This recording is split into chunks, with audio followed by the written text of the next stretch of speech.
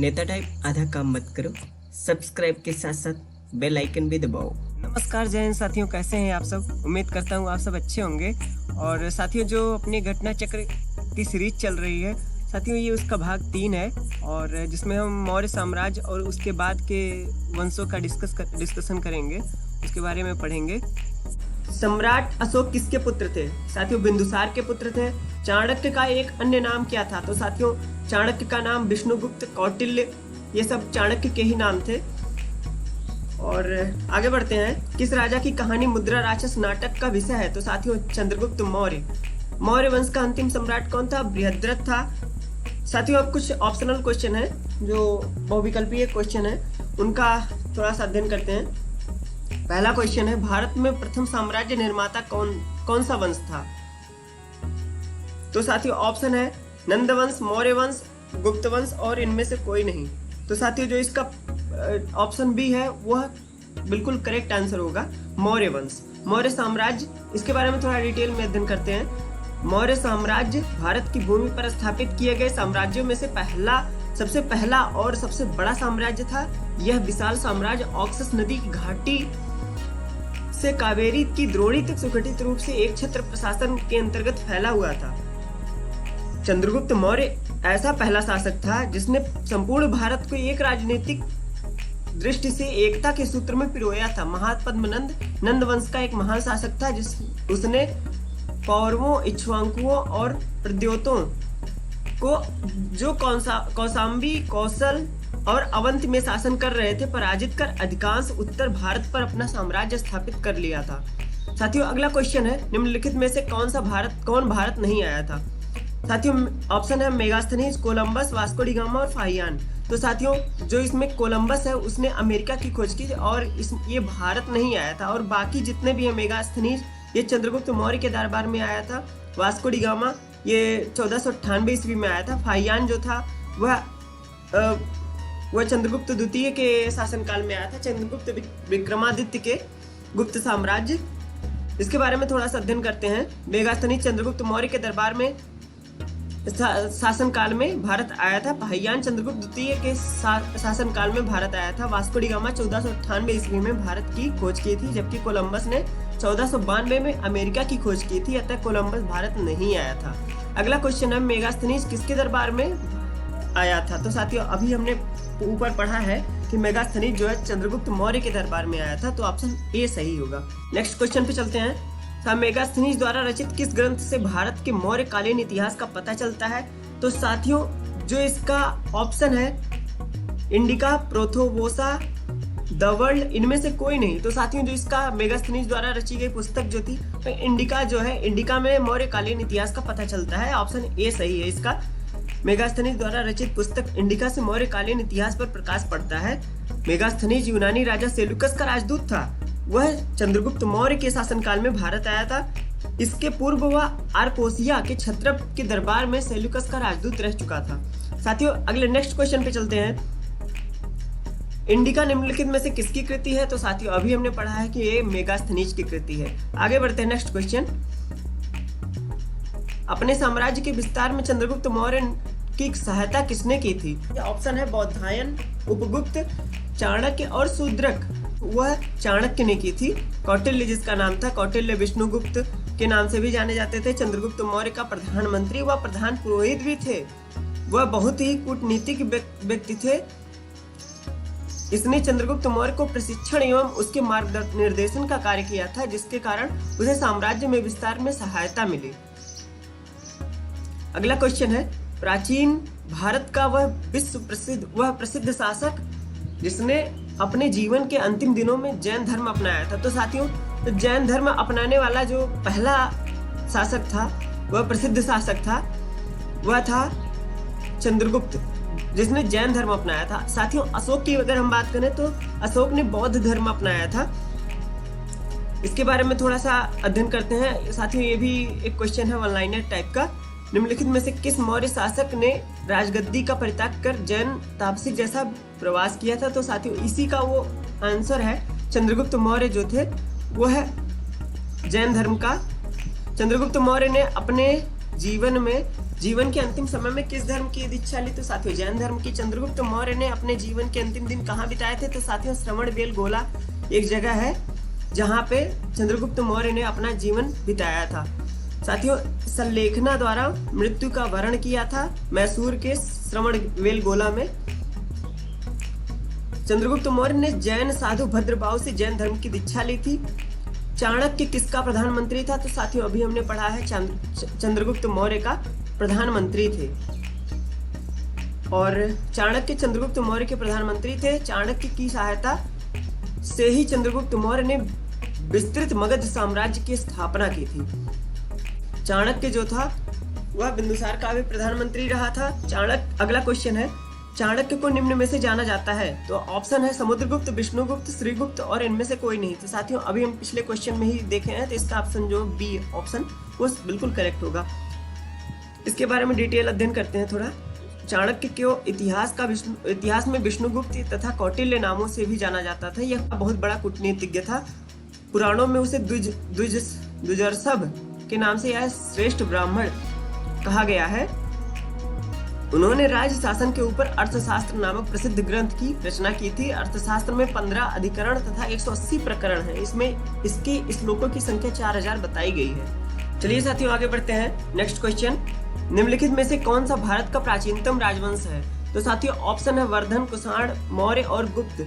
तो साथियों ऑप्शन के हिसाब से अगर देखा जाए निम्नलिखित में से कौन सा भारत का प्राचीनतम राजवंश है? साथियों प्राचीनतम की बात करें तो सबसे पुराना राजवंश जो प्राचीन इतिहास में मिलता है तो हर्यक वंश का उल्लेख मिलता है। तो साथियों इसका जो सही आंसर होगा वह सबसे प्राचीन, इसमें मौर्य वंश जो है वह सबसे प्राचीनतम वंश है। तो इसका आंसर जो होगा वो सी आंसर होगा। तो और साथियों आगे बढ़ते हैं। नेक्स्ट क्वेश्चन है, निम्नलिखित में से प्राचीनतम राजवंश कौन सा है? तो साथियों इसमें देखिए मौर्य, नंद, पल्लव और गुप्त। तो साथियों उपयुक्त में से सबसे प्राचीनतम राजवंश नंद वंश है। नंद वंश का शासनकाल 344 ईसा पूर्व से 323 ईसा पूर्व तक।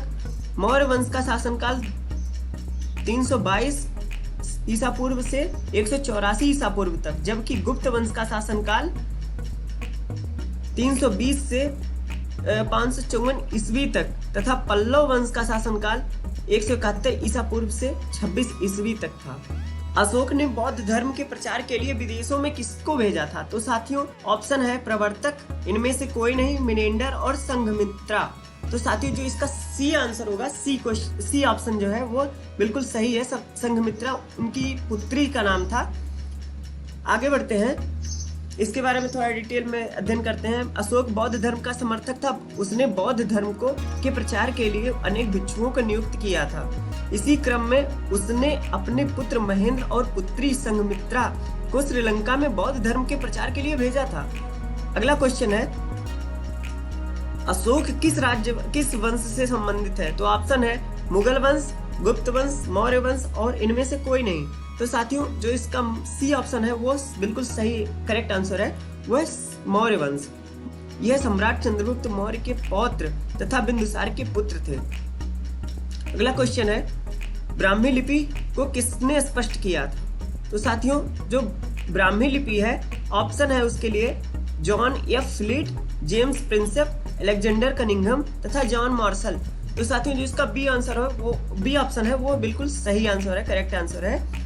ब्राह्मी लिपि को स्पष्टतः पढ़ने का श्रेय जेम्स प्रिंसेप को है। जेम्स प्रिंसेप जो है कलकत्ता की टकसाल में अधिकारी थे। उन्होंने प्राचीन भारतीय संस्कृति और कला में काफी रुचि थी, उन्हें काफी रुचि थी। आगे बढ़ते हैं। नेक्स्ट क्वेश्चन जो है, अशोक के अभिलेख को सर्वप्रथम किसने पढ़ा? ऑप्शन है जेम्स प्रिंसेप, जेम्स प्रिंसक और जेम्स विलियम और डी ऑप्शन है इनमें से कोई नहीं। तो साथियों जो ऑप्शन ए है जेम्स प्रिंसेप, उन्होंने जो है अशोक के अभिलेखों को पढ़ा था। भंडारकर महोदय ने तो मात्र अभिलेखों के ही आधार पर अशोक का इतिहास लिखने का सालग्य प्रयास किया। आगे बढ़ते हैं। अशोक ने इन सभी धर्मों में से कौन सा धर्म अपनाया था? तो साथियों अभी हमने इसका जिक्र किया था, तो ऑप्शन ए जो है वो बिल्कुल करेक्ट है, बौद्ध धर्म। बौद्ध धर्म को उन्होंने अपनाया था। जी हाँ साथियों, कलिंग विजय के उपरांत अशोक ने बौद्ध धर्म अपनाया था। इसका प्रमाण भाब्रू लघु स्तंभ लेख में मिलता है? अगला क्वेश्चन है, अपने अभिलेखों में प्रायः जिस नाम से अशोक संदर्भित है वह है? ऑप्शन है प्रियदर्शी, धर्मदेव, चक्रवर्ती, धर्मकीर्ति। तो साथियों जो ऑप्शन ए है प्रियदर्शी, उसी के नाम से अशोक संदर्भित है। अशोक को सब प्रियदर्शी के नाम से बुलाते थे। अशोक को प्रायः अभिलेखों में उसे देवनाम प्रियदर्शी कहा गया है, अर्थात देवताओं का प्रिय राजा। तो साथियों सम्राट अशोक पर कलिंग युद्ध के प्रभाव को निम्न पर देखा जा सकता है। ऑप्शन है स्तंभ आलेख, चट्टान आलेख, उत्खनन। ऑप्शन डी है इनमें से कोई नहीं। तो साथियों जो इसका सही आंसर है वो चट्टान आलेख जो है करेक्ट आंसर है। इसके बारे में डिटेल में थोड़ा अध्ययन करते हैं। अशोक के 13वें शिलालेख से कलिंग युद्ध तथा उसके परिणामों के विषय में विस्तृत जानकारी प्राप्त होती है। कलिंग युद्ध की हृदय विदारक हिंसा व नरसंहार ने अशोक के हृदय स्थल को स्पर्श किया और उसने सदैव के लिए युद्ध नीति का परित्याग करके धर्म विजय नीति का श्री गणेश किया था। अगला क्वेश्चन है, किस स्थान के निकट प्रसिद्ध कलिंग युद्ध लड़ा गया था? तो साथियों ऑप्शन है उदयगिरी, ढौली, बालासोर और बाराबंकी। तो साथियों जो इसका ऑप्शन बी होगा ढौली। कलिंग युद्ध जो था वह ढौली के निकट लड़ा गया था। कलिंग युद्ध प्राचीन काल में उड़ीसा राज्य में ढौली नामक स्थान के निकट लड़ा गया था। इस स्थान से दीर्घ शिलालेख भी प्राप्त हुए हैं। सारनाथ में किस सम्राट का स्तंभ है? ऑप्शन है अकबर, अशोक और शेरशाह, शाहजहां। तो साथियों सम्राट अशोक ने बौद्ध धर्म अपनाने के बाद धर्म के प्रचार के लिए अनेक कार्य किए। भगवान बुद्ध से संबंधित स्थानों पर सम्राट द्वारा स्तंभ लेख व शिलालेख बनवाए गए।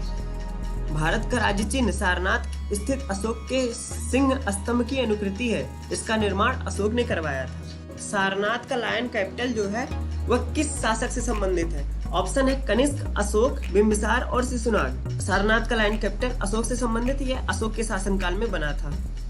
अगला क्वेश्चन है, अशोक ने अपने शिलालेखों में अपने समकालीन दक्षिण के किस राज्य का उल्लेख नहीं किया है?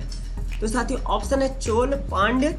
तो साथियों जो इसका करेक्ट आंसर होगा देखते हैं क्या है, वह कुषाण है। साथियों इसके बारे में थोड़ा डिटेल में अध्ययन करते हैं। अशोक के दूसरे शिलालेख में सुदूर दक्षिण के चोल, पांड्य और सत्य पुत्र, केरल पुत्र आदि राज्यों का उल्लेख मिलता है, किंतु कुषाण का उल्लेख नहीं मिलता है। अगला क्वेश्चन है, मौर्य साम्राज्य में प्रचलित मुद्रा का क्या नाम था?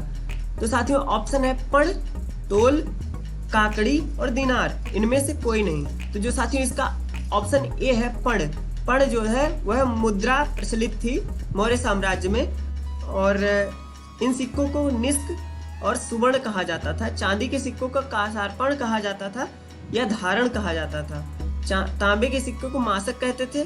कांकड़ी भी तांबे का बना छोटा सिक्का था।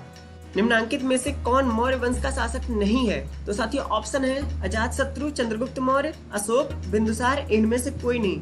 तो साथियों अगर हम बात करें चंद्रगुप्त मौर्य, ये तो मौर्य वंश के ही थे। मौर्य वंश की स्थापना इन्होंने ही की थी। अशोक ये भी मौर्य वंश के ही शासक थे।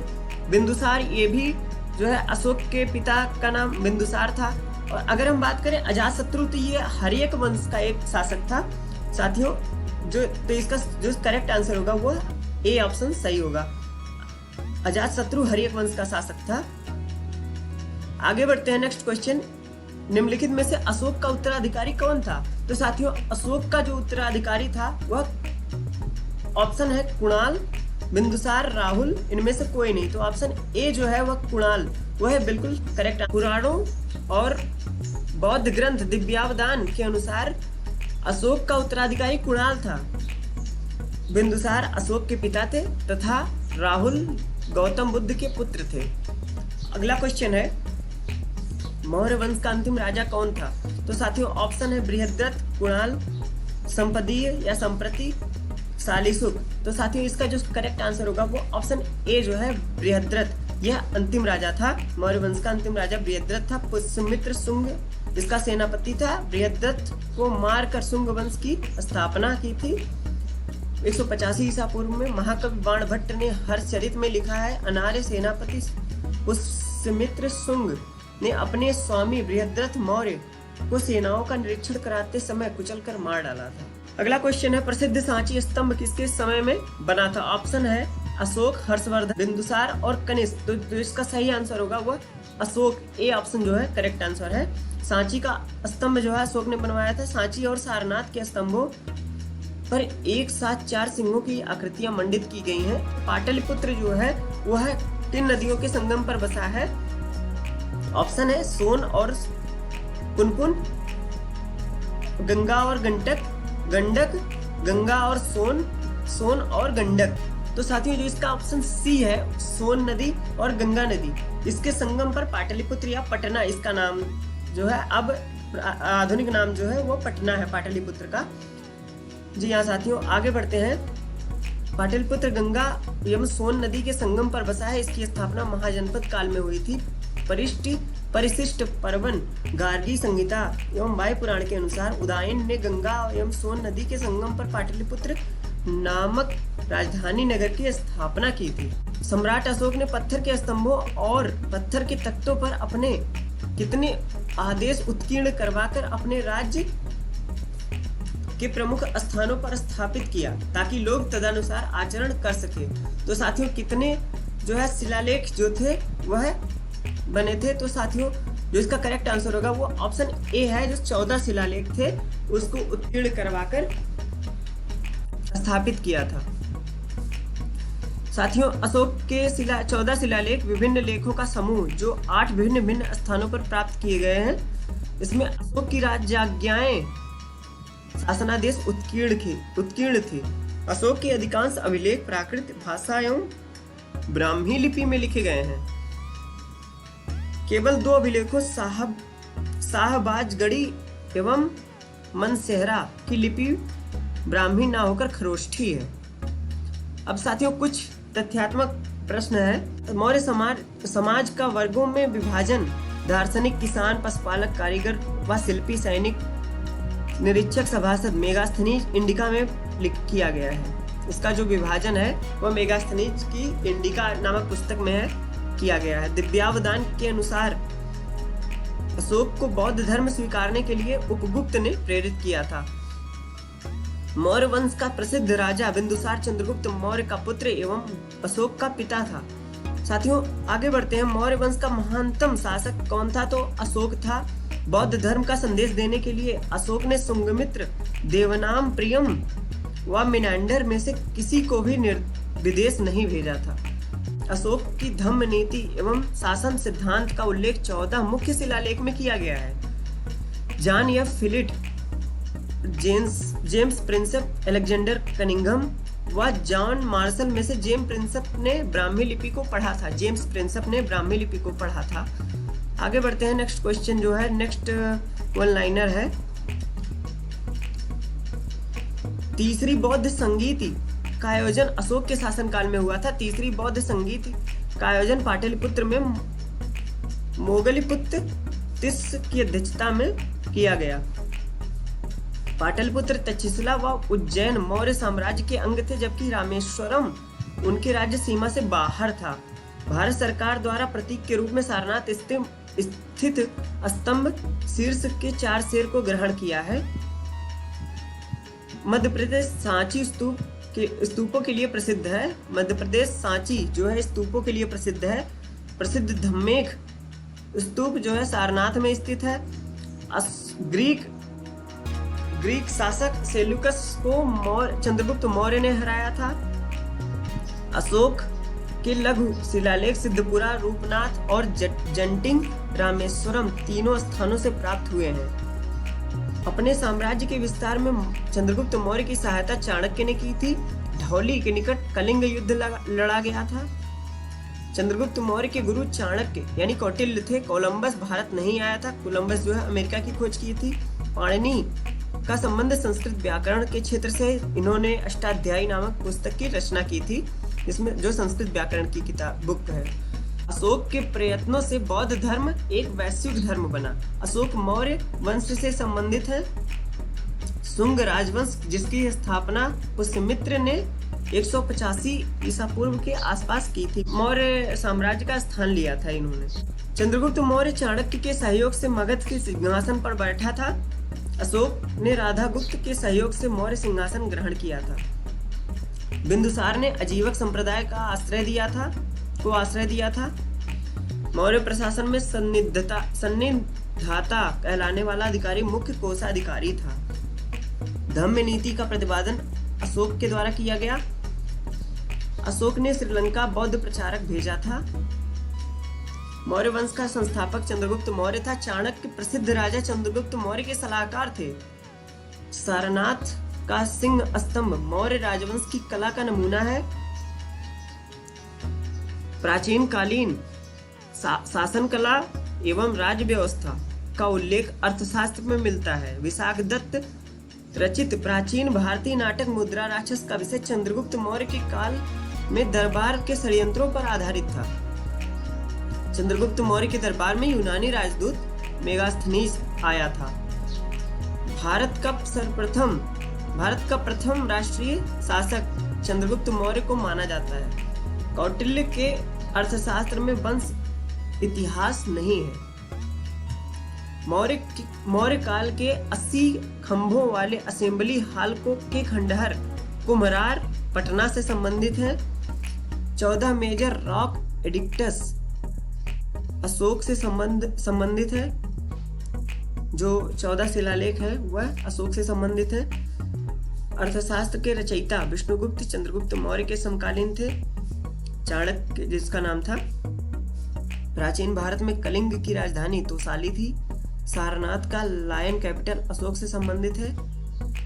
अशोक के स्तंभ अशोक चक्र के नीचे सत्यमेव जयते उत्कीर्ण है, जो कि मुंडकोपनिषद से लिया गया है। अब साथियों, मौर्योत्तर भारत, मौर्य शासन के बाद जो भारत का दृश्य था, भारत का इतिहास है, उसके बारे में थोड़ा अध्ययन करते हैं। चरक संहिता चिकित्सा की किस शाखा से संबंधित है? तो साथियों, चरक संहिता आयुर्वेद से संबंधित है। कौन सी गुफाओं की खुदाई राजा खारवेल के द्वारा की गई थी? खंडगिरी की गुफाएं। गुप्त साम्राज्य के वास्तविक संस्थापक कौन थे? तो साथियों, श्रीगुप्त थे। गुप्त काल के दौरान चीन के किस यात्री ने भारत का भ्रमण किया था? तो साथियों, फाहियान, जो कि चंद्रगुप्त द्वितीय के शासनकाल में, विक्रमादित्य के शासनकाल में आया था। पंच सिद्धांति का बृहद संहिता और सांख्य सिद्धांत के लेखक कौन है? तो साथियों, वो है बराहमिहिर। मालविकाग्निमित्रम किसने लिखा था? तो साथियों, वह कालिदास ने लिखा था। वाक्य वृत्ति, शब्दकोश, अमरकोश, हर्षचरित में से प्राचीन संस्कृत शब्दकोश कौन सा है? तो साथियों, अमरकोश जो है सबसे प्राचीन शब्दकोश है, संस्कृत शब्दकोश है। ज्यामिति का जनक किसे कहा जाता है? तो साथियों, यूक्लिड को कहा जाता है। किस चालुक्य राजा ने कन्नौज के राजा हर्ष को पराजित किया था? तो साथियों, वह पुलकेशन द्वितीय ने चालुक्य राजा कन्नौज के जो राजा हर्ष थे उनको पराजित किया था। राजतरंगिणी के द्वारा किन राज्यों के राजाओं का वर्णन किया गया है? राजतरंगिणी में जो है एक कल्हड़ की रचना है। राजतरंगिणी जो है उसमें कश्मीर का उल्लेख है। तांत्रिक योगिनी पंथ का मूल स्थान माना जाता है। तो साथियों, वो उड़ीसा माना जाता है। भूटान पर कूच बिहार के एक राजा संगलदीप द्वारा शासन नियंत्रण कब किया गया था? तो साथियों, 7वीं शताब्दी ईसा पूर्व के आसपास जो है भूटान के कूच बिहार के पास राजा संगलदीप द्वारा शासन या नियंत्रण किया गया था। साहित्य के प्रख्यात समर्थक राजा भोज किस वंश से जुड़े थे? तो साथियों, वह राजा भोज जो थे वो परमार वंश से जुड़े थे। सातवाहन, पाल, पांड्य तथा पल्लव में से कौन सा राजवंश दक्षिण भारत से संबंधित नहीं था? तो साथियों, जो पाल वंश था वह दक्षिण भारत से संबंधित नहीं था।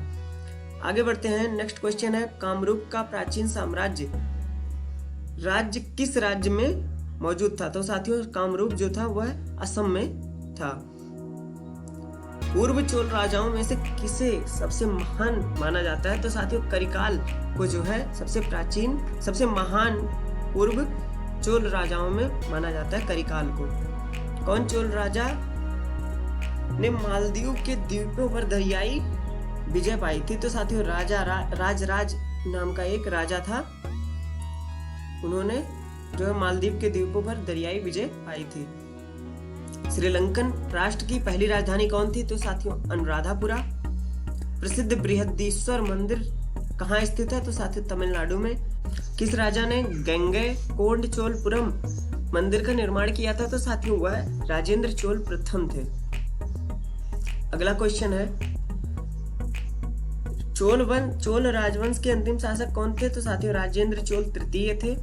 पहले के चेर वंश ने किन राज्यों पर शासन किया था? तो साथियों तमिलनाडु और केरल।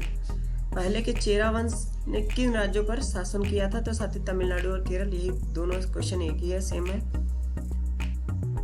तिरुक्कुलर नामक प्रसिद्ध ग्रंथ के संलग्नकर्ता कौन है? तो साथियों तिरुवल्लुर है जो तिरुक्कुलर नामक प्रसिद्ध ग्रंथ के संलग्नकर्ता हैं। रत्नावली, तिरुक्कुरल, राजतरंगिणी तथा मेघदूत में से कौन से साहित्यिक कृति संस्कृत में रचित नहीं है? तो साथियों तिरुक्कुल जो है वह संस्कृत में रचित नहीं है, यह तमिल भाषा में रचित है। पल्लव वंश के कौन से राजा संस्कृत नाटक भी लिखा करते थे? साथियों वह महेंद्र वर्मन प्रथम जो थे वह संस्कृत नाटक भी लिखा करते थे, वह पल्लव वंश से संबंधित थे। निम्नलिखित में से कौन सी प्राचीनतम स्मृति है? तो साथियों हमने जो हमारा जो पुराने वीडियोस है उसमें हमने इसका जिक्र किया है, ये क्वेश्चन आया है, रिपीट हुआ है। मनुस्मृति जो इसमें है वह सबसे प्राचीनतम स्मृति है। मनुस्मृति के रचनाकार मनु माने जाते हैं। इसकी रचना समय 184 ईसा पूर्व से 100 ईसा पूर्व के बीच माना जाता है। मगध में शाही मौर्यों के ठीक बाद उत्तराधिकारी कौन थे? आगे बढ़ते हैं। नेक्स्ट क्वेश्चन है, लगभग 185 ईसा पूर्व पुष्यमित्र द्वारा किया गया भारतीय शासक वंश कौन सा है जिसमें मौर्य वंश का स्थान लिया था? तो साथियों वह शुंग वंश है, अभी हमने पढ़ा है। शुंग वंश का अंतिम शासक कौन था? ऑप्शन है सातकर्णी, सुशर्मा और वशिष्ठिपुत्र, पुलुमावी और देवभूति। तो साथियों इसका जो करेक्ट आंसर है वह देवभूति है। शुंग वंश का अंतिम शासक देवभूति था। इसकी हत्या करके इसके सचिव वसुदेव द्वारा 75 ईसा पूर्व में कर दी गई। इसके उपरांत वसुदेव ने कर्ण वंश की नींव रखी थी। साथियों गौतमी पुत्र सातकर्णी किस वंश का शासक था? तो साथियों ऑप्शन है जो है शुंग वंश, कुषाण वंश, राष्ट्रकूट वंश और सातवाहन वंश। तो साथियों गौतमी पुत्र सातकर्णी जो थे वो सातवाहन वंश के शासक थे। गौतमी पुत्र सातकर्णी जो थे वह सातवंश का 23वां तथा सबसे महान शासक था।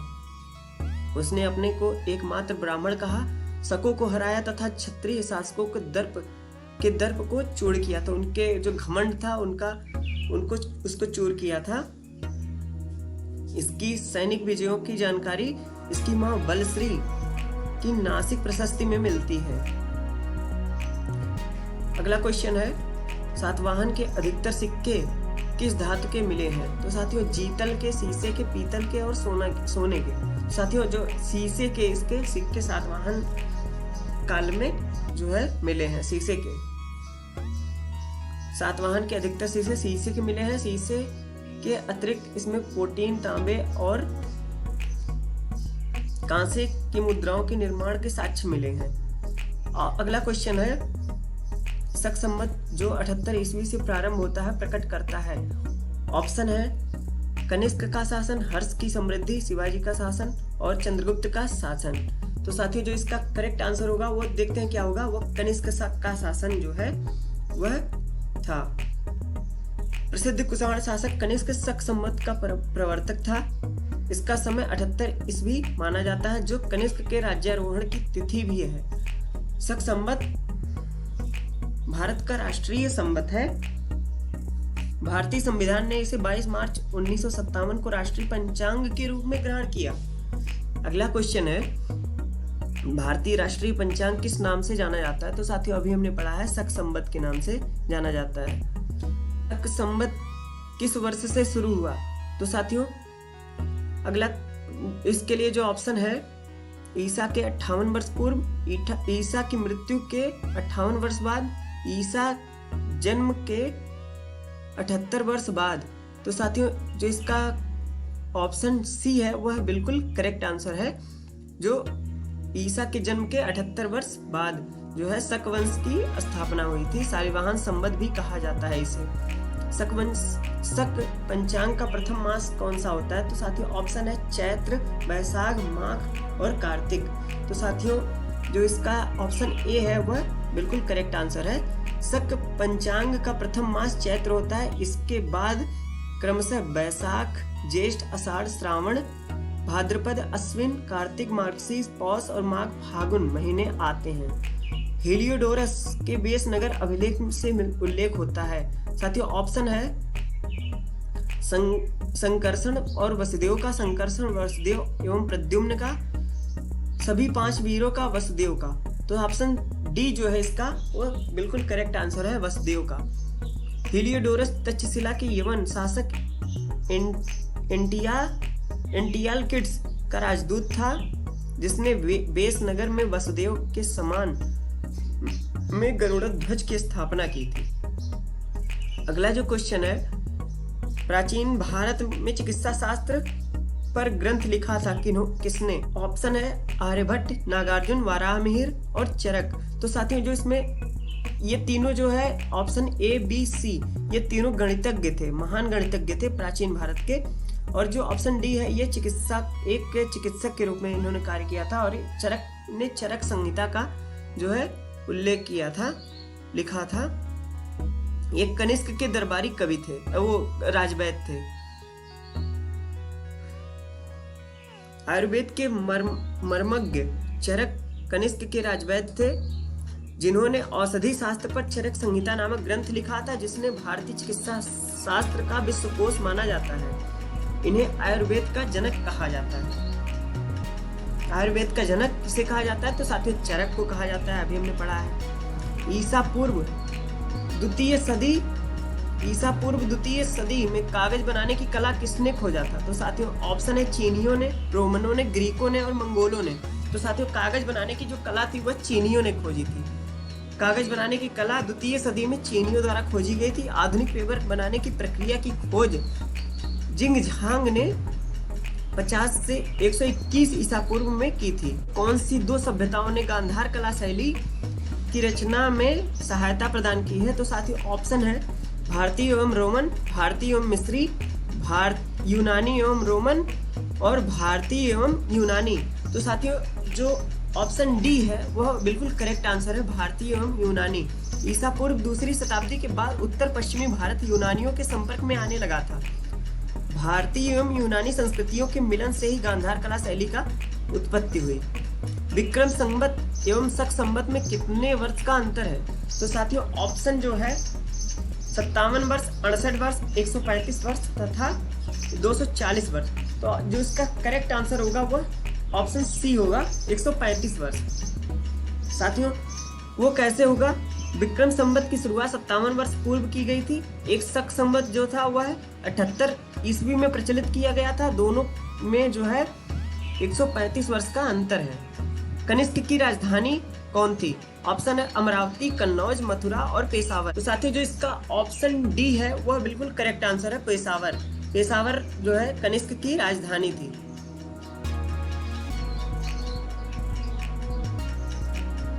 इसके बारे में थोड़ा डिटेल में अध्ययन करते हैं। कुषाण वंश के प्रसिद्ध शासक कनिष्क राज्यारोहण 78 ईस्वी की राजधानी पेशावर या पुरुषपुर थी। मथुरा का द्वितीय राजधानी थी मथुरा। उसके शासन का उत्तर भारत मुख्य केंद्र था। भारतीयों के लिए महान सिल्क मार्ग किसने आरंभ कराया था? तो साथियों कनिष्क। इसके बारे में थोड़ा डिटेल में पढ़ लेते हैं साथियों। कुषाणों ने चीन से ईरान तथा पश्चिमी एशिया तक जाने वाले रेशम के मार्ग को अपने नियंत्रण में रखा, क्योंकि यह उनके साम्राज्य से होकर गुजरता था। यह मार्ग उनकी आय का सबसे बड़ा स्रोत था, क्योंकि इससे जाने वाले व्यापारी बहुत अधिक कर देते थे। इस सिल्क व्यापार में भारतीय व्यापारियों ने बिचौलियों के रूप में भाग लेना प्रारंभ कर दिया। फलतः उत्तर पश्चिम भारत एक अत्यंत समृद्ध व्यापारिक केंद्र के रूप में विकसित हो गया। अगला क्वेश्चन है साथियों कुषाण काल में सबसे अधिक विकास किस क्षेत्र में हुआ था? तो साथियों ऑप्शन है धर्म, कला, साहित्य और वास्तुकला। तो साथियों जो इसका सही आंसर होगा वह होगा कला। कला के क्षेत्र में कुषाण काल जो है वह सब सर्वाधिक विकास हुआ। अशोक द्वितीय के नाम से जाना जाने वाला कौन सा शासक था? तो साथियों ऑप्शन है समुद्रगुप्त, चंद्रगुप्त मौर्य, कनिष्क और हर्षवर्धन। तो साथियों जो अशोक द्वितीय के नाम से जाने जाने वाला जो शासक था वह कनिष्क को कहा जाता है। कनिष्क भी बौद्ध मतानुयायी था तथा उसने अशोक के भांति बौद्ध धर्म का प्रचार साम्राज्य के साधनों से कराया। बौद्ध अनुश्रुतियों में कनिष्क को अशोक के समान बताया गया है, अतः अशोक द्वितीय कनिष्क ही था। किसने बड़े पैमाने पर स्वर्ण मुद्रा चलाई थी? तो साथियों ऑप्शन है ग्रीक वासियों ने, मौर्यों ने, कुषाण शासकों ने और शुंगों ने। तो साथियों सोने की मुद्रा जो चलाई थी कुषाण शासकों ने चलवाई थी और सोने के सिक्के इन्हीं के शासनकाल में जारी किए गए थे। कुषाणों के पास स्वर्ण का भारी भंडार था जिसे उन्होंने एशिया के अल्टाई पहाड़ों एवं रोम से प्राप्त किया था। स्वर्ण सिक्कों का प्रारंभ कुषाण शासक विम कड़फिसेस के शासनकाल में हुआ था तथा कनिष्क के समय में काफी भारी मात्रा में स्वर्ण मुद्राओं का निर्माण होने लगा। कुषाण कालीन सिक्के शुद्धता की दृष्टि से उत्कृष्ट थे, बहुत अच्छे किस्म के थे। कलिंग प्रदेश के महान शासक हुए अशोक, खारवेल, अजातशत्रु और चंद्रगुप्त मौर्य। तो साथियों खारवेल जो थे वह कलिंग प्रदेश के महान शासक हुए थे। हाथी गुम्फा अभिलेख से कलिंग प्रदेश के शासक के रूप में खारवेल का उल्लेख मिलता है। खारवेल चेदी वंश का था। खारवेल को महाराज महामेघवाहन एवं कलिंगाधिपति कहा गया है। जैन धर्म का संरक्षक था यह। निम्नलिखित वंश क्रम को सजाएं। तो साथियों ऑप्शन है मौर्य, शुंग, कुषाण, गुप्त, शुंग, मौर्य, कुषाण, गुप्त, मौर्य, गुप्त, कुषाण, शुंग, गुप्त, मौर्य, शुंग, कुषाण। तो साथियों जो इसका सही करेक्ट आंसर है वो है मौर्य। सबसे पहले मौर्य आए थे। इस ऑप्शन के हिसाब से अगर देखा जाए तो सबसे पहले मौर्य आए थे, उसके बाद शुंग वंश की स्थापना पुष्यभूति शुंग के द्वारा हुई थी, कुषाण, उसके बाद फिर गुप्त। यानी कि ऑप्शन ये जो ए है, ऑप्शन ए वो सही है। इसका देखिए डिटेल में दिया गया है। मौर्य जो आए थे 323 ईसा पूर्व से 184 ईसा पूर्व तक शासन था और शुंग का 185 ईसा पूर्व से 73 ईसा पूर्व तक था। कुषाण का 58 से 174 ईस्वी तक था और गुप्त का साम्राज्य जो था 319 से 550 ईस्वी तक था। गुप्त साम्राज्य का वास्तविक संस्थापक किसे माना जाता है? तो साथियों चंद्रगुप्त द्वितीय या चंद्रगुप्त प्रथम, समुद्रगुप्त या श्रीगुप्त। तो आप साथियों इसका जो करेक्ट आंसर होगा चंद्रगुप्त प्रथम को गुप्त साम्राज्य का वास्तविक संस्थापक माना जाता था। गुप्त साम्राज्य का वास्तविक संस्थापक चंद्रगुप्त को प्रथम को माना जाता है। उसने 319 से 335 ईस्वी तक शासन किया था। गुप्त वंश का संस्थापक था। ऑप्शन है चंद्रगुप्त प्रथम, चंद्रगुप्त द्वितीय, श्रीगुप्त और कुमारगुप्त। तो साथियों इसका जो करेक्ट आंसर होगा वो देखते हैं क्या हुआ है, वह है श्रीगुप्त। श्रीगुप्त वंश के संस्थापक गुप्त वंश के संस्थापक श्रीगुप्त थे। वे एक सामंत राजा थे। उन्हीं के नाम से आगे इस वंश को गुप्त वंश कहा जाने लगा। वो है भारत का नेपोलियन किसे कहते हैं? ऑप्शन है चंद्रगुप्त प्रथम, समुद्रगुप्त, विक्रमादित्य और स्कंदगुप्त। तो साथियों इसका जो करेक्ट आंसर होगा वो समुद्रगुप्त को भारत का जो नेपोलियन कहा जाता है। इतिहासकार स्मिथ ने भारत का नेपोलियन समुद्रगुप्त को कहा है। समुद्रगुप्त साम्राज्य का एक प्रमुख शासक था जिसके समय में गुप्त साम्राज्य का सर्वाधिक विस्तार हुआ। नेक्स्ट क्वेश्चन है चंद्रगुप्त द्वितीय किस वंश से संबंधित थे? ऑप्शन है गुप्त वंश, मौर्य वंश, हर्यक वंश और इनमें से कोई नहीं। तो साथियों गुप्त वंश से चंद्रगुप्त विक्रमादित्य जो है वह रिलेटेड थे। इनका जो शासनकाल था विक्रमादित्य ने 375 से 415 ईस्वी तक लगभग 40 वर्षों तक शासन किया था। अगला क्वेश्चन है किस गुप्त शासक को विक्रमादित्य की उपाधि दी गई थी? तो ऑप्शन है साथियों समुद्रगुप्त, चंद्रगुप्त प्रथम, स्कंदगुप्त और चंद्रगुप्त द्वितीय। साथियों जो इसका करेक्ट आंसर होगा वो डी ऑप्शन है, यानी कि चंद्रगुप्त द्वितीय। गुप्त वंशीय शासक चंद्रगुप्त द्वितीय ने शकु पर विजय के बाद विक्रमादित्य की उपाधि धारण की एवं चांदी के सिक्के भी जारी किए। इसी उसकी अन्य उपाधियां विक्रमांक, विक्रमादित्य तथा परम भगवत थी। क्यों भारतीय संस्कृति का स्वर्ण युग किसे कहा जाता है? तो साथियों ऑप्शन है राजपूत काल, गुप्त काल, चोल काल और मौर्य काल। तो साथियों जो इसका गुप्त काल है वह भारतीय संस्कृति का स्वर्ण काल कहा जाता है। गुप्त काल को भारत की आर्थिक, राजनीतिक और सामाजिक एवं धार्मिक स्थिति काफी अच्छी थी। चारों ओर से शांति का माहौल था। कला और संस्कृति के क्षेत्र में अभूतपूर्व प्रगति हुई थी। कुतुब मीनार के पास स्थित लौह स्तंभ किस राजा ने बनवाया था? तो ऑप्शन है साथियों चंद्रगुप्त द्वितीय, रामगुप्त, स्कंदगुप्त और समुद्रगुप्त। तो इसका जो करेक्ट आंसर होगा वो क्या होगा? चंद्रगुप्त द्वितीय। ऑप्शन ए जो है होगा वो करेक्ट आंसर होगा। इसके बारे में थोड़ा डिटेल में देखते हैं। यह माना जाता है कि मेहरौली दिल्ली का लौह स्तंभ चंद्रगुप्त द्वितीय ने बनवाया था। इसकी विशेषता यह है कि आज भी इसकी चमक धुंधली नहीं हुई है। इस पर चंद्र नामक राजा का उल्लेख है। अगला क्वेश्चन है साथियों, गुप्त शासकों द्वारा जारी किए गए चांदी के सिक्के को कहते थे? ऑप्शन है पण, कासारपण, दिनार और रूपक। तो साथियों गुप्त साम्राज्य के गुप्त शासकों के द्वारा जो चांदी के सिक्के जारी किए गए थे उसको रूपक कहा जाता था।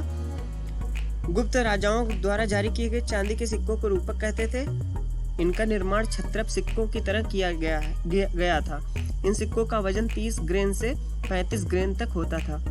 वराहमिहिर थे एक महान कवि, दार्शनिक, खगोलविद और ज्योतिषी। तो साथियों वराहमिहिर जो थे वो एक खगोलविद थे, जो एक गणितज्ञ भी थे। इन्होंने प्रसिद्ध ग्रंथ बृहत संहिता और पंच सिद्धांतिका को लिखा है। चीनी यात्री फाहियान किसके शासनकाल में भारत आया था? ऑप्शन है साथियों कनिष्क, चंद्रगुप्त मौर्य, चंद्रगुप्त विक्रमादित्य और समुद्रगुप्त। तो साथियों इसका जो ऑप्शन सी है वो बिल्कुल करेक्ट आंसर होगा, चंद्रगुप्त विक्रमादित्य। चीनी यात्री फाहियान चंद्रगुप्त विक्रमादित्य के समय में 399 ईस्वी में भारत आया तथा 414 ईस्वी तक उसने भारत के विभिन्न भागों का भ्रमण किया। इसका उद्देश्य बौद्ध ग्रंथों का अध्ययन करना एवं बुद्ध के चरण चिन्हों से पवित्र हुए स्थानों को देखना था। फाहियान का जन्म चीन के वुआंग नामक स्थान पर हुआ था। समुद्रगुप्त के पश्चात उनके पुत्र चंद्रगुप्त विक्रमादित्य राजा हुए। उसके पश्चात उनके ज्येष्ठ पुत्र कुमारगुप्त प्रथम उनके राजा हुए गुप्त साम्राज्य के। कुमारगुप्त के पश्चात स्कंदगुप्त राजा हुए थे। साथियों अगले क्वेश्चन पे चलते हैं। किसके परिणाम स्वरूप 5वीं शताब्दी ईस्वी में गुप्त साम्राज्य का पतन हुआ? तो साथियों ऑप्शन है चालुक्य छापों से, ग्रीक आक्रमण, हूण आक्रमण, पल्लव छापों से। तो साथियों जो इसका करेक्ट आंसर होगा वो हूण आक्रमण से, क्योंकि हूणों ने आक्रमण कर दिया था गुप्त साम्राज्य पर। गुप्त साम्राज्य के पतन में हूणों का आक्रमण विशेष रूप से उल्लेखनीय है। यद्यपि स्कंदगुप्त ने हूणों को परास्त किया था, तथापि उसने उत्तर पश्चिमी सीमा को सुरक्षित करने का प्रयास नहीं किया। बार बार हूणों के आक्रमण के बावजूद गुप्त राजाओं ने उन्हें रोकने के लिए कोई ठोस योजना नहीं बनाई थी। इसी कारण जो है गुप्त साम्राज्य का पतन हो गया हूणों के द्वारा। किस गुप्त शासक ने आक्रमणकारी हूणों से अपने साम्राज्य की सफलतापूर्वक रक्षा की थी? ऑप्शन है स्कंदगुप्त, चंद्रगुप्त प्रथम, चंद्रगुप्त द्वितीय और समुद्रगुप्त। तो साथियों स्कंदगुप्त ने जो है हूणों से अपने साम्राज्य की रक्षा की थी। स्कंदगुप्त यानी कि ऑप्शन ए जो है करेक्ट आंसर है। स्कंदगुप्त एवं हूणों के बीच हुए संघर्ष के विषय में जूनागढ़ अभिलेख, भीतरी अभिलेख, चंद्रगर्भ परिप्रेक्षा, चांद्र व्याकरण तथा कथा सरित सागर से प्रकाश पड़ता है। जूनागढ़ अभिलेख में हूणों को म्लेच्छ कहा गया है। स्कंदगुप्त ने हूणों को परास्त करने के पश्चात क्रमादित्य की उपाधि धारण की थी। इस विजय के उपलक्ष्य में उसने सारंग धारण करने वाले भगवान विष्णु की मूर्ति भीतरी में स्थापित की। अगला क्वेश्चन है कालिदास जो थे हर्षवर्धन के शासनकाल में नाटककार थे, गुप्त काल के खगोल शास्त्री थे, इनमें से कोई नहीं, गुप्त काल के कवि थे। तो साथियों जो इसका करेक्ट आंसर होगा वो गुप्त काल के कवि थे। चंद्रगुप्त विक्रमादित्य के शासनकाल में कालिदास नामक एक महान कवि, महान विद्वान थे जो इनके शासनकाल में रहते थे। इनके दरबारी कवि थे। इन्होंने कई ग्रंथों की रचना की, जिसमें अभिज्ञान शाकुंतलम सबसे प्रसिद्ध महाकाव्य है। इस प्रकार कालिदास गुप्त काल के प्रसिद्ध कवि थे। कालिदास को भारत का शेक्सपियर भी कहा जाता है। आर्यभट्ट भारत के प्रसिद्ध थे। आर्यभट्ट जो थे वो महान गणितज्ञ थे। ऑप्शन सी जो इसका सही आंसर है। दशमलव प्रणाली का जो खोज की थी आर्यभट्ट ने ही की थी। गुप्त काल में भारत के प्रसिद्ध गणितज्ञ, इन्होंने सर्वप्रथम दशमलव प्रणाली विश्व को प्रदान की थी। इनकी प्रसिद्ध पुस्तकें सूर्य सिद्धांत और आर्यभट्टीयम है। अगला क्वेश्चन है, किस गुप्त शासक ने शांति प्रिय एवं वैदेशिक संबंध स्थापित किया था? तो साथियों ऑप्शन है चंद्रगुप्त द्वितीय, कुमारगुप्त, स्कंदगुप्त और चंद्रगुप्त प्रथम। साथियों जो इसका करेक्ट आंसर होगा वो Kumaragupta is the correct answer. Kumaragupta का लगभग 40 वर्ष का शासनकाल शांति एवं सुव्यवस्था का काल माना जाता है। समुद्रगुप्त एवं चंद्रगुप्त द्वितीय ने जिस विशाल साम्राज्य का निर्माण किया था उसे कुमारगुप्त ने सुसंगठित एवं सुशासित बनाए रखा तथा उसने वैदेशिक संबंधों को भी स्थापित किया। चीनी यात्री ह्वेनसांग ने निम्नलिखित में से किसके शासनकाल में भारत का दौरा किया था? तो साथियों ह्वेनसांग ने किसके शासनकाल में भारत आया था और भारत का दौरा किया था? ऑप्शन है अशोक, चंद्रगुप्त मौर्य, हर्षवर्धन और चंद्रगुप्त विक्रमादित्य। तो जो इसका करेक्ट आंसर होगा वो है हर्षवर्धन, ऑप्शन सी।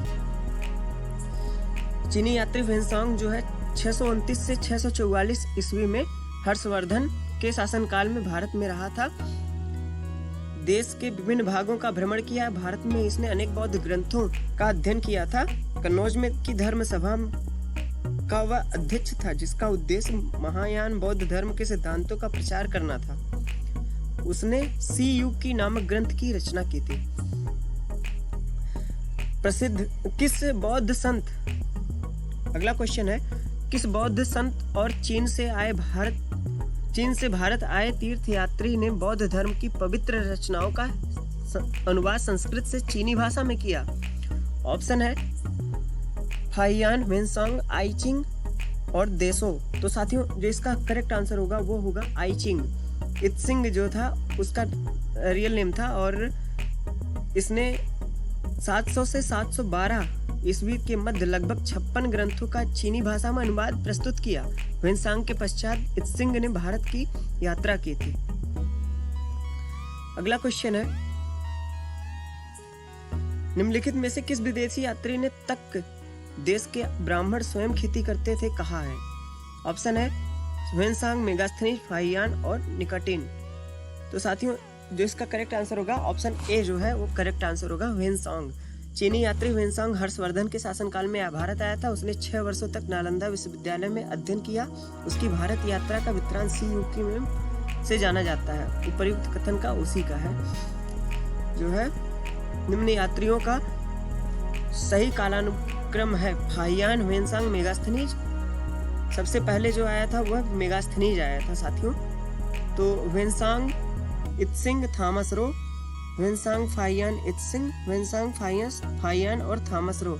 तो जो इसका सही करेक्ट आंसर होगा ह्वेनसांग, इत्सिंग और थॉमस रो। तो इसका करेक्ट आंसर होगा ऑप्शन बी।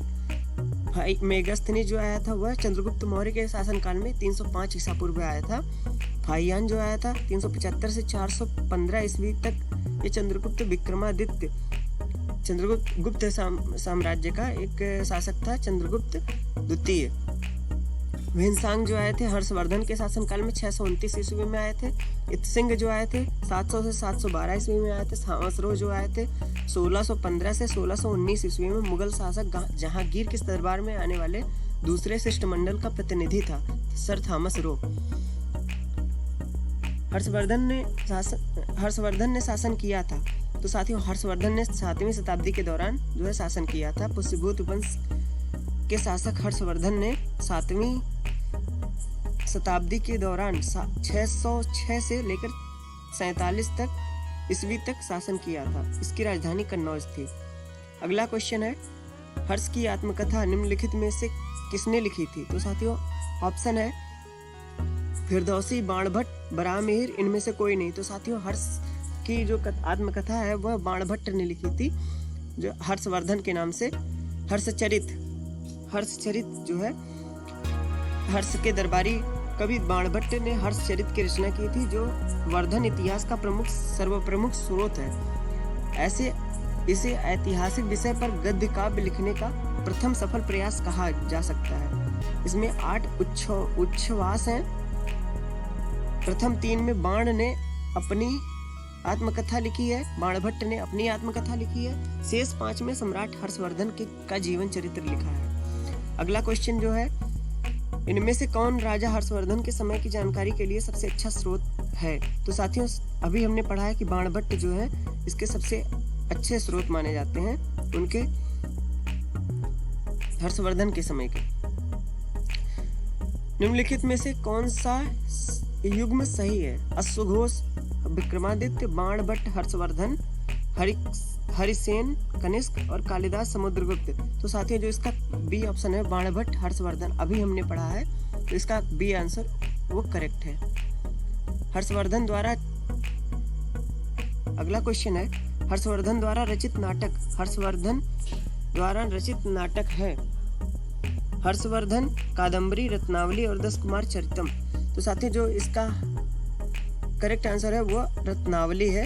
हर्षवर्धन ने 3 नाटकों प्रियदर्शिका, रत्नावली तथा नागानंद की रचना की थी। हर्षवर्धन ने निम्नलिखित में से किसे हराया था? ऑप्शन है गोविंद तृतीय, कर्क द्वितीय, तैलप प्रथम, पुलकेशन द्वितीय। तो साथियों ऑप्शन डी जो है वो पुलकेशन द्वितीय, वह बिल्कुल करेक्ट आंसर है। हर्ष और पुलकेशन द्वितीय के बीच 634 ईस्वी में नर्मदा नदी के तट पर एक युद्ध हुआ था, जिसमें हर्ष की पराजय हुई थी, परंतु सुधाकर चट्टोपाध्याय का विचार है कि इन दोनों राजाओं में के बीच होने वाला यह अंतिम युद्ध नहीं था। हर्ष का कांगोद पर आक्रमण करके पुलकेशिन के विरुद्ध था, जिसको जीतकर हर्ष ने अपनी पुरानी पराजय का बदला चुकाया था तथा पुलकेशिन के कुछ प्रदेशों पर अधिकार कर लिया था। अगला क्वेश्चन है, हर्षवर्धन के राज्यकाल में एक बड़ा बौद्ध मठ कहाँ स्थित है? तो साथियों ऑप्शन है पाटलिपुत्र, वैशाली, कांचीपुरम और नालंदा। तो साथियों ऑप्शन डी जो है वो बिल्कुल करेक्ट आंसर है। नालंदा जो है बौद्ध मठ गुप्त काल में कुमारगुप्त प्रथम ने स्थापित कराया था। यह हर्षवर्धन के राज्यकाल में भी स्थित है। अगला क्वेश्चन है, कन्नौज के हर्ष के समय में निम्नलिखित में से कौन बंगाल का समकालीन राजा था? ऑप्शन है शशांक, ध्रुवसेन, पुलकेशिन द्वितीय और भास्कर वर्मा। तो साथियों इसका जो करेक्ट आंसर होगा वो शशांक जो है करेक्ट आंसर होगा, ऑप्शन ए। कन्नौज के शासक हर्षवर्धन के समय बंगाल का समकालीन राजा शशांक था। शशांक को बंगाल के यशस्वी शासकों में गिना जाता था। इसकी राजधानी कर्ण सुवर्ण थी, जिसकी पहचान मुर्शिदाबाद जिले के अंतर्गत रंगामाटी नामक कस्बे से की गई है।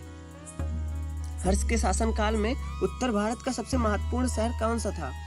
तो साथियों हर्षवर्धन के शासनकाल में जो सबसे महत्वपूर्ण शहर था वह ऑप्शन है पाटलिपुत्र, उज्जैन, कन्नौज और थानेश्वर। तो इसका जो करेक्ट आंसर होगा वो कन्नौज होगा, इसका करेक्ट आंसर होगा। कन्नौज का प्राचीन नाम कान्यकुब्ज था, जो ब्राह्मणों का भी केंद्र था। कन्नौज के वैभव का युग 7वीं सदी से प्रारंभ हुआ, जब हर्षवर्धन ने इसे अपनी राजधानी बनाया। इससे पूर्व यह मौखरी वंश की राजधानी थी। हर्ष के समय यह नगरी हिंदू, बौद्ध विद्या और शिक्षा की केंद्र स्थली थी। 7वीं से 12वीं सदी तक इसका अनवरत विकास होता रहा। गंगों की प्रथम राजधानी थी। ऑप्शन है मन्ने, तलक्काडू और कोलर, इनमें से कोई नहीं। तो साथियों इसका जो करेक्ट आंसर होगा वो कोलर जो है इसकी करेक्ट आंसर होगा। गंगों की प्रथम राजधानी कुवोलाल या कोलर थी, जो बाद में तलक्काडू हो गई। कामरूप का किसका प्राचीन नाम है? तो साथियों ऑप्शन है बंगाल, बिहार, उड़ीसा और असम। तो साथियों इसका जो करेक्ट आंसर होगा वो असम होगा। असम का ही प्राचीन नाम कामरूप है। असम का एक प्राचीन नाम प्रागज्योतिषपुर भी है। अगला क्वेश्चन है, बंगाल के पाल वंश का संस्थापक कौन था? तो साथियों ऑप्शन है दामोदर, गोपाल, धर्मपाल और देवपाल। तो साथियों इसका जो करेक्ट आंसर होगा वो गोपाल होगा। बंगाल के पाल वंश की स्थापना गोपाल ने की थी 750 ईस्वी में। बंगाल की अराजकता को देखकर बंगाल के प्रमुख व्यक्तियों ने गोपाल को शासक के रूप में चुना था। गोपाल के पुत्र धर्मपाल ने विक्रमशिला और सोमापुरी पहाड़पुर में प्रसिद्ध विहारों की स्थापना की। विक्रमशिला यूनिवर्सिटी भी है साथियों, जिसकी स्थापना जो है धर्मपाल ने कराई थी। बंगाल का प्राचीन नाम साथियों ऑप्शन है कामरूप, वस्ता, गौड़ और वल्लभी। साथियों जो इसका करेक्ट आंसर होगा वह ऑप्शन सी होगा गौड़। गौड़ जो इसका करेक्ट आंसर है। बंगाल का प्राचीन नाम गौड़ था। कहा जाता है कि इस प्रदेश में अधिक मात्रा में जो है गुड़ का निर्यात होने के कारण इसे गौड़ कहा जाता था। 9वीं-10वीं शताब्दी में यहाँ पाल वंश का शासन था। सेन वंश के शासनकाल 12वीं शताब्दी में बंगाल की राजधानी लखनऊती थी। वेनसांग एवं बाणभट्ट के अनुसार बंगाल का प्राचीन नाम गौड़ देश था। हर्ष का समकालीन राजा शशांक गौड़ नरेश था। महान तमिल साहित्य शिलप्पाधिकारम के रचयिता कौन है? ऑप्शन है भारती, तिरुवल्लर, इलिंगो और कारिकलन। जो साथियों इसका करेक्ट आंसर होगा वह इलिंगो जो है करेक्ट आंसर है। शिलप्पाधिकारम की रचना इलिंगो आदिंगल ने की थी। यह चेर शासक सेनगुट्टवन का छोटा भाई था। इस ग्रंथ में पुहार कावेरीपत्तनम के एक प्रसिद्ध धनी व्यापारी के पुत्र कोवलन एवं उसकी पत्नी कनग्गी की कहानी का वर्णन किया गया। तमिल रामायण किसकी कृति है? साथियों ऑप्शन है अंदाल की, जैन गोंदार की, कंबन की, रामानुजम की। साथियों जो इसका करेक्ट आंसर होगा वो कंबन की, वह करेक्ट आंसर होगा कंबन की। चोल शासक कुलोत्तुंग तृतीय के शासनकाल में प्रसिद्ध कवि कंबन ने तमिल रामायण अथवा रामावतारम की रचना की। यह तमिल साहित्य का महाकाव्य है। इसकी कथा वाल्मीकि रामायण कथा से मिलती जुलती है। चोल राजा जिसे गंगईकोंड कहा जाता है, ऑप्शन है राजेंद्र प्रथम को।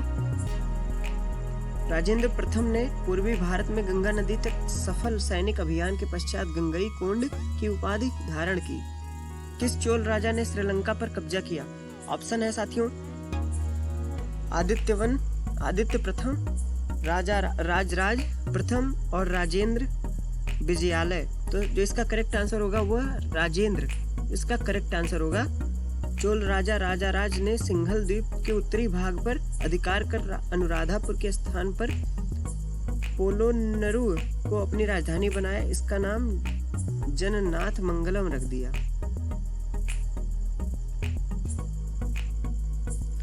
किंतु संपूर्ण सिंघल यानी श्रीलंका पर अधिकार राजेंद्र प्रथम ने किया। करंदई ताम्रपत्रों में राजेंद्र की इस विजय का विस्तृत विवरण प्राप्त होता है। श्रीलंका का पराजित राजा महेंद्र पंचम था। अगला क्वेश्चन है साथियों, चोल वंश का अंतिम राजा कौन था? अंतिम शासक कौन था? ऑप्शन है राजराजा प्रथम, राजेंद्र द्वितीय, राजराजा द्वितीय और पुलकेशिन द्वितीय। तो इसका करेक्ट आंसर होगा वो सी ऑप्शन सही है। राजराजा प्रथम का शासनकाल जो था वह 985 ईस्वी से 1015 ईस्वी तक था। राजेंद्र द्वितीय का शासनकाल 1052 से 1064 ईस्वी तक था। राजाराज द्वितीय का शासनकाल जो था 1150 ईस्वी से 1173 ईस्वी तक था। इस प्रकार चोल वंश का अंतिम शासक जो था वह राजराजा द्वितीय था, जबकि पुलकेशिन द्वितीय जो था वह 610 ईस्वी से 642 ईस्वी से चालुक्य वंशी शासक था। किसके शासनकाल में ग्रामीण समुदाय को बहुत सारे अधिकार दिए गए हैं? ऑप्शन है चोल, मुगल, ब्रिटिश और पाल। तो साथी जो इसका करेक्ट आंसर होगा वह चोल वंश है। चोल शासन के ने अपने ग्रामीण प्रशासन के लिए काफी प्रसिद्ध था।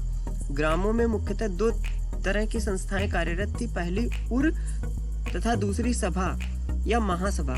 उर की बैठकों में सभी ग्रामवासी सम्मिलित होते थे। दूसरी संस्था महासभा अग्रहार या ब्राह्मणों को दान में दिए गए ग्रामों में होती थी। अगला क्वेश्चन है, निम्नलिखित में से कौन सा नौसैनिक शक्ति था? ऑप्शन है बहमनी, चालुक्य, चोल और राष्ट्रकूट। साथियों, जो इसका करेक्ट आंसर होगा वो चोल होगा कि नौसैनिक शक्ति बहुत प्रबल थी। इसकी सहायता से चोलों ने जावा, सुमात्रा, मालदीव, श्रीलंका आदि साम्राज्यों पर विजय प्राप्त की। अगला क्वेश्चन है, प्रशासन के क्षेत्र में चोल राजवंश का मुख्य योगदान है। ऑप्शन है साथियों सुनियोजित प्रांतीय प्रशासन में। अगला क्वेश्चन ऑप्शन है एक सुआयोजित राजस्व प्रणाली में, एक सुसंगठित केंद्रीय सरकार में, एक संगठित स्थानीय स्वशासन में। तो साथियों, जो इसका करेक्ट आंसर होगा वह ऑप्शन डी ऑप्शन सही है, एक संगठित स्थानीय स्वशासन में। चोल शासन की सबसे उल्लेखनीय विशेषता यह असाधारण शक्ति तथा क्षमता है, जो स्वायत्त शासी ग्रामीण संस्थाओं के संचालन में परिलक्षित होती है। वस्तुतः स्वायत्त शासन पूर्णतया ग्रामों में ही क्रियान्वित किया गया है। परांतक प्रथम कालीन उत्तर मेरूर से प्राप्त 2 अभिलेखों के आधार पर हम चोल ग्राम शासन प्रणाली का विस्तृत विवरण प्राप्त करते हैं। ये अगला क्वेश्चन है, पल्लव राज्य की राजधानी थी। ऑप्शन है साथियों चन्नापट्टिनम, महाबलीपुरम, कांचीपुरम और मदुरई। तो जो इसका करेक्ट आंसर होगा वो कांचीपुरम होगा। कांचीपुरम जो है सुदूर दक्षिण में शासन करने वाले पल्लव राजवंश की राजधानी कांची अथवा कांचीपुरम थी। चीनी यात्री वेनसांग के अनुसार तत्समय वहां 100 से अधिक बौद्ध विहारों में 10,000 भिक्षु निवास करते थे। दक्षिण में चोलों को पराजित कर पल्लव राज्य की स्थापना सिंह विष्णु ने की थी। साथियों, तमिलनाडु का एक जनपद है कांचीपुरम। अगला क्वेश्चन है, पश्चिम भारत में चालुक्य साम्राज्य के बाद किसका साम्राज्य आया था? तो साथियों, चालुक्य के बाद जो है वह ऑप्शन है चोल वंश, काकतीय वंश और पल्लव वंश और राष्ट्रकूट वंश। तो साथियों, चालुक्य वंश के बाद राष्ट्रकूट वंश का साम्राज्य आया था। राष्ट्रकूटों का मूल स्थान लाटूर या बीदर माना गया है। बाद में इसकी राजधानी मान्यखेट स्थानांतरित हो गई। इस वंश को स्वतंत्र सत्ता के रूप में दंतिदुर्ग ने स्थापित किया था। दंतिदुर्ग पहले बादामी या वातापी के चालुक्यों का सामंत था। चालुक्यों की राजधानी ऑप्शन है साथियों, चालुक्यों की राजधानी थी। ऑप्शन है साथियों हेलेबिड, श्रीरंगपट्टम, बादामी और मदुरई। तो इसका करेक्ट आंसर होगा वो बादामी, इसका करेक्ट आंसर है। चालुक्यों की राजधानी बादामी या वातापी थी। जयसिंह चालुक्यों का प्रथम ऐतिहासिक शासक था। चालुक्य वंशीय पुलकेशिन द्वितीय पल्लव शासक नरसिंह वर्मन द्वारा पराजित हुआ था। कूरम अभिलेख में नरसिंह वर्मन की इस सफलता का उल्लेख मिलता है।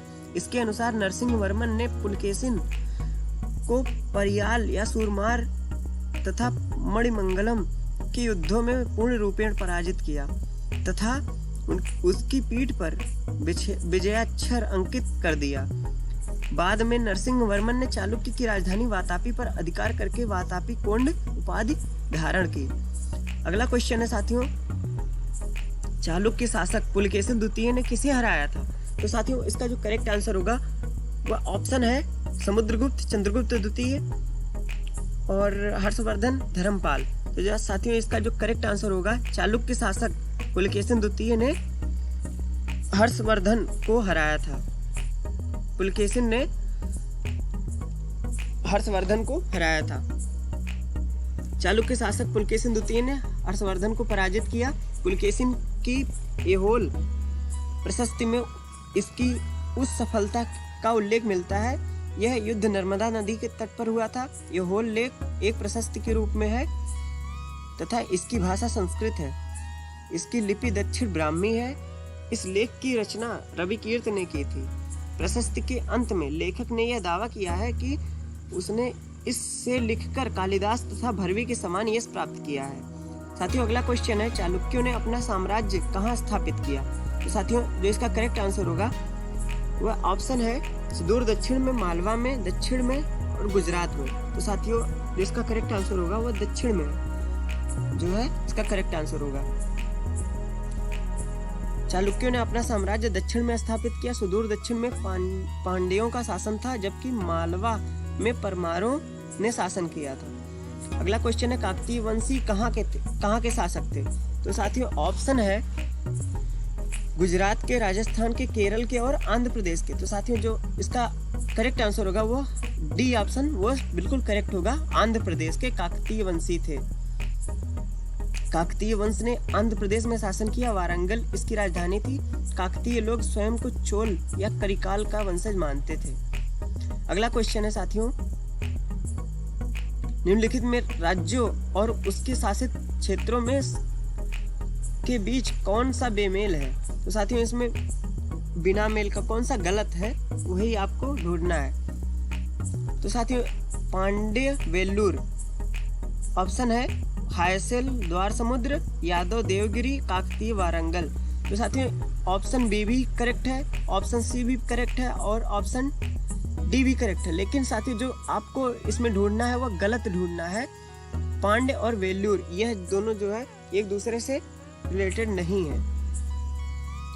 पांड्यों की राजधानी मदुरई थी, जबकि द्वार समुद्र हायसोलों की और देवगिरी यादवों की तथा वारंगल काकतीयों की राजधानी थी। पंजाब के हिंदू शाही राजवंश को किसने स्थापित किया था? अगला क्वेश्चन है, पंजाब के हिंदू शाही राजवंश को किसने स्थापित किया था? ऑप्शन है साथियों वसुमित्र ने, जयपाल ने, कल्लर ने और महिपाल ने।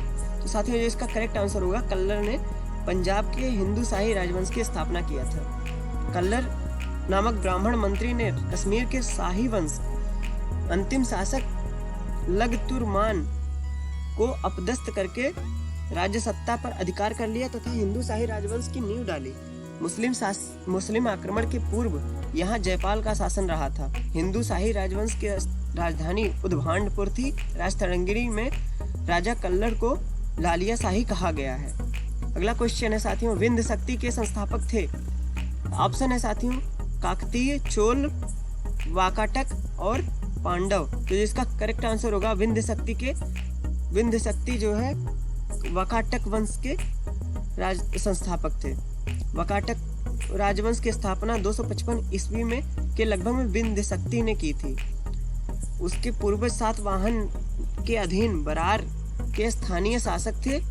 अजंता गुहा लेख में विंध्य शक्ति को वंश केतु कहा गया है।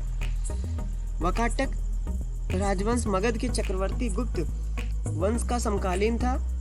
इस राजवंश के लोग विष्णु वृद्धि गोत्र के ब्राह्मण थे तथा उनका मूल निवास स्थान विदर्भ या बरार था। साथियों अब कुछ तथ्यात्मक प्रश्न जो है देख लेते हैं। तथ्यात्मक जो फैक्ट है वन लाइनर है। सातवाहन साम्राज्य की राजधानी पैठान अथवा प्रतिष्ठान थी। सातवाहन साम्राज्य की राजधानी पैठान अथवा प्रतिष्ठान थी। अगला है, भारत में सबसे प्रसिद्ध शासक रुद्रदामन प्रथम था। प्रसिद्ध इंडो ग्रीक राजा जिसने बौद्ध धर्म स्वीकार किया था मेनांडर था। भारत में कुषाण साम्राज्य का संस्थापक कुजुल कडफिसेस था को माना जाता है। बुद्ध चरित्र के लेखक अश्वघोष हैं। चरक ने औषधि पर शोध प्रबंध लिखा था। प्रथम गुप्त शासक जिसने महाराजाधिराज की उपाधि धारण की चंद्रगुप्त प्रथम था। पाल वंश का सर्वाधिक योग्य शासक धर्मपाल था।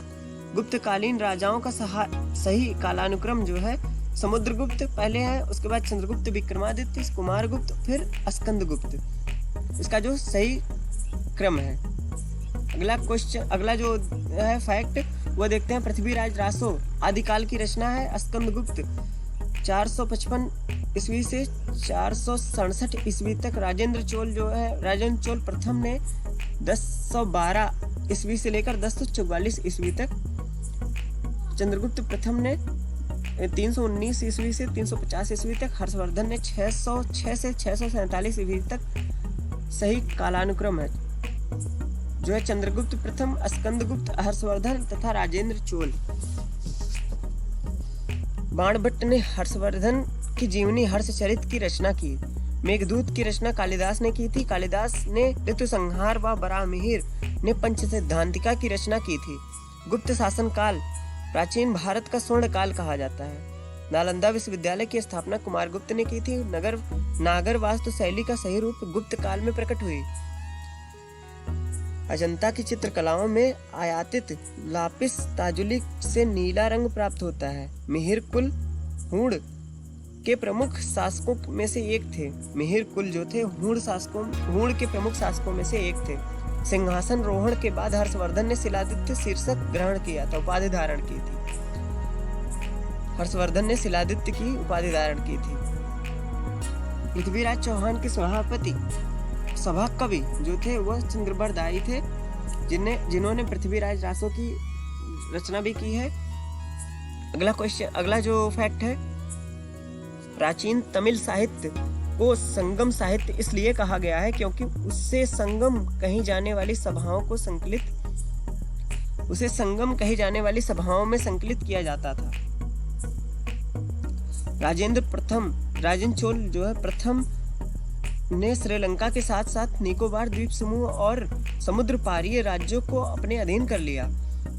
कालोत्तुंग प्रथम को स्वर्णपत्र पर लिखा वर्मा के राजा क्यांगजित्था का पत्र प्राप्त हुआ था।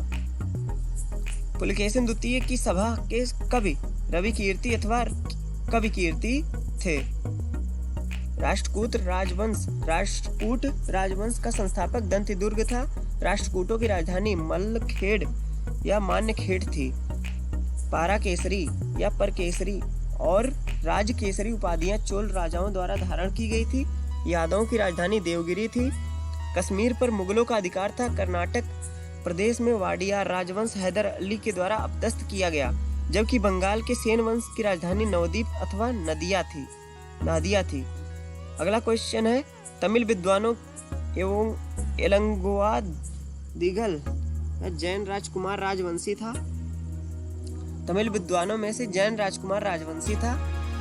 अशोक बिंदुसार पुष्यमित्र ने अश्वमेध यज्ञ किया था। नवरत्न गुप्त शासक चंद्रगुप्त द्वितीय विक्रमादित्य के शासन काल से संबंधित थे। पुलकेशिन द्वितीय ने सम्राट हर्षवर्धन को पराजित किया था। हरिसेन समुद्रगुप्त के राजकवि थे। गुप्तकालीन शासन प्रणाली राजतंत्रात्मक थी। स्कंदगुप्त की मृत्यु 467 ईस्वी में हुई थी। गुप्त काल में संस्कृत भाषा को प्रोत्साहन दिया गया था। राजेंद्र चोल प्रथम ने श्रीलंका पर कब्जा किया था। अगला जो फैक्ट है देखते हैं। चोल राजा राजेंद्र प्रथम ने सिलोन पर विजय पाया था, या श्रीलंका जिसे कहा जाता है सिंघल राज्य। चोल प्रशासन की प्रमुख विशेषता थी ग्रामीण स्वायत्तता और चीनी यात्री फाहियान चंद्रगुप्त द्वितीय विक्रमादित्य के शासन काल में भारत आया था। चोल राजाओं ने जिन्होंने तमिलनाडु में शासन किया, उनका शिलालेख 400 विविध प्रकार के कर के शब्दों में संबंध रखता है। अगला क्वेश्चन है, हर्षवर्धन के समय में, अगला वन लाइनर है साथियों, हर्षवर्धन के समय में खेतों को घंटी यंत्रों द्वारा पानी दिया जाता था। वेनसांग के लेखों द्वारा ज्ञात हुआ। सातवाहन ने आरंभिक दिनों में अपना शासन प्रतिष्ठान में शुरू किया। कालिदास चंद्रगुप्त विक्रमादित्य से संबंधित थे। उनके एक कवि थे, राजकवि थे। राजराज ने तंजावुर स्थित बृहदेश्वर मंदिर का निर्माण करवाया था। और चीनी यात्री वेनसांग 7वीं शताब्दी ईस्वी के दौरान भारत आया। वेनसांग का भारत प्रसंग का उद्देश्य नालंदा में अध्ययन करना और बौद्ध ग्रंथों का संग्रहण करना था। शून्य की धारणा समेत दशमलव प्रणाली गुप्त राजवंश के दौरान भारत में चालू की गई। पतंजलि योग सूत्र के संकलन के लिए प्रसिद्ध है। योग दर्शन के संस्थापक पतंजलि थे। शुंग वंश का अंतिम शासक देवभूति था। भारत में दशमलव प्रणाली का आविष्कार गुप्त काल में हुआ। अच्छा जियो जब तक आप जीवित हैं, अच्छा जियो उधार लेकर घी पियो, क्योंकि एक बार दाह संस्कार के पश्चात कोई वापसी नहीं होती। यह दर्शन जीवन के पश्चात अस्तित्व को अमान्य करता है। प्राचीन भारत प्राचीन भारत के एक विख्यात चिकित्सक धन्वंतरी चंद्रगुप्त विक्रमादित्य की शोभा बढ़ाते थे, के दरबार की शोभा बढ़ाते थे। नालंदा विश्वविद्यालय के प्रमुख बंगाली विद्वान का नाम शीलभद्र था। वेनसांग के भ्रमण के दौरान सूती वस्त्र के उत्पादन के लिए सबसे प्रसिद्ध शहर मथुरा था। आर्यभट्ट को बीजगणित के आविष्कार का श्रेय दिया जाता है। इलाहाबाद प्रशस्ति हरिसेन ने लिखी है। ग्रीक द्वारा हमारे देश में सबसे पहले सैनिक राज्यपाल शासन चलाया गया। हर्षवर्धन के राज्यकाल के दौरान भारत आने वाला चीनी यात्री वेनसांग था। ईसा मसीह युग की शुरुआती सदियों के दौरान भारत और रोम के बीच व्यापार की जानकारी पुराने स्थल अरिकामेड की खुदाई के दौरान हासिल की गई। शक युग 78 एडी वर्ष में प्रारंभ हुआ। 78 ईस्वी के बाद प्रारंभ हुआ। ईसा मसीह के जन्म से 78 वर्ष बाद। संस्कृत नाटक मृच्छमट्टिकम शूद्रक द्वारा लिखा गया है। सातवाहन राजवंश सिमुक ने स्थापित किया था। तंजौर के राजेश्वर मंदिर को चोलों ने बनवाया था। मनु को हिंदू नियम का महान प्रदाता कहा जाता है। अगला जो फैक्ट है वह देखते हैं क्या है। राजेंद्र चोल की सबसे बड़ी उपाधि नौसेना शक्ति के उत्थान के क्षेत्र में थी। वासव दत्त के लेखक भास हैं। कल्हड़ द्वारा रचित राजतरंगिणी में कश्मीर का इतिहास है। गुप्त वंश का अंतिम महान शासक स्कंदगुप्त था। पंचतंत्र के लेखक विष्णु शर्मा थे। हर्षवर्धन के द्वारा प्रत्येक 5 वर्ष में प्रयाग में एक धार्मिक सभा का आयोजन किया जाता था। कन्नड़ साहित्य में काव्य शास्त्र और व्याकरण पर कविराज मार्ग प्राचीनतम उपलब्ध कृति है। यह राष्ट्रकूट राजा अमोघ वर्ष के द्वारा लिखी गई। पल्लव वंश की स्थापना सिंह विष्णु ने की थी। गुप्त साम्राज्य का संस्थापक श्रीगुप्त, वास्तविक संस्थापक जो था चंद्रगुप्त प्रथम था। कामसूत्र के रचयिता जो है वात्स्यायन थे। बृहत कथा के लेखक गुणाढ़ थे। विक्रम शक गुप्त हर्ष भारत के युग का सही कालक्रम को दर्शाता है। विक्रम शक गुप्त हर्ष सबसे प्रसिद्ध कुषाण शासक कनिष्क था। गांधार कला स्कूल कुषाण काल के दौरान फली फूली। शून्य और दशमलव प्रणाली की अवधारणा जो है आर्यभट्ट ने प्रस्तुत की। वसुमित्र ने कश्मीर में कनिष्क के शासन के दौरान बौद्ध परिषद की अध्यक्षता की थी। प्रारंभिक संगम साहित्य तमिल में है। गीत गोविंद के रचयिता जयदेव थे। तिरुकुरल जिसे तमिल भूमि की बाइबिल माना जाता है, तिरुवल्लिर द्वारा लिखी गई है। अगला है पुष्यमित्र ने अंतिम मौर्य राजा बृहद्रथ की हत्या और शुंग राजवंश की स्थापना की थी। सांख्य दर्शन के संस्थापक कपिल थे। चोल वंश का संस्थापक विजयालय था। 9वीं शताब्दी में चोल वंश की राजधानी स्थापना हुई थी। थॉमसरो फाहियान वेनसांग विदेशी यात्री भारत का क्रम है वह फाहियान वेनसांग और थॉमसरो है। सबसे पहले फाहियान आया था, उसके बाद वेनसांग आया है, उसके बाद थॉमसरो जो है जहांगीर के शासनकाल में आया था। साथियों, आर्यभट्ट, बाणभट्ट, धन्वंतरी, बेताल बातीय विशेषज्ञों में आर्यभट्ट महान गणितज्ञ और खगोल ज्ञानी थे। समुद्रगुप्त की उपलब्धियां इलाहाबाद प्रशस्ति में उल्लिखित हैं। बंगाल की पाल राजवंश का संस्थापक गोपाल था। प्रसिद्ध जैन ज्ञानी हेमचंद्र की आश्रयदाता कुमार पाल चालुक्य थे। साथियों, अपना जो अगला टॉपिक होगा प्राचीन भारतीय कला एवं संस्कृति होगी। और साथियों, इसी के साथ मिलते हैं अपने नेक्स्ट वीडियो में। और साथियों, अगर आपने हमारे चैनल को सब्सक्राइब नहीं किया है तो सब्सक्राइब कर लीजिए और बेल आइकन भी दबा दीजिए। और आपको वीडियो कैसा लगा हमारे कमेंट सेक्शन में ज़रूर बताइएगा। नमस्कार, जय हिंद।